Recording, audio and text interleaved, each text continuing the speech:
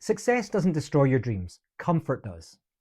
Welcome to part 12 of the journey from idea to fantasy sports platform in 100 days or less.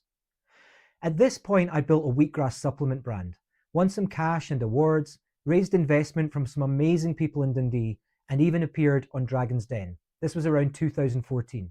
And for a moment, it felt like everything was finally working. But that business eventually failed because I tried to scale too quickly. So I shifted gears. I moved into e-commerce, selling on Amazon, and grew a compression wear brand to seven-figure sales. I was flying. I even studied law part-time and got a distinction. And for a while, the salary made me forget the original idea I'd been obsessed with.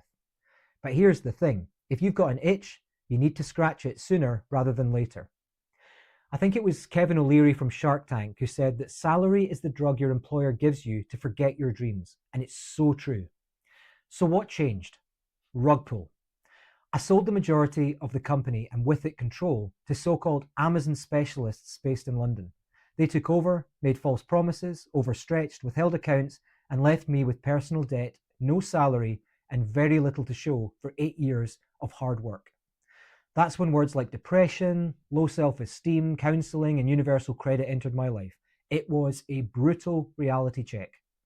I'd been completely screwed over and couldn't even afford the court fees to fight back. And the irony, I had a law degree and I couldn't use it as I hadn't gone on to practice. I was at absolute rock bottom, and this was less than 2 years ago. But the good thing about rock bottom is that there's only one way you can go from there. Join me in part 13 where we'll get into the next chapter, how I rediscovered the obsession, reignited the spark, and decided to go for it all over again. Hit like, follow, and join me tomorrow because the rebuild starts now.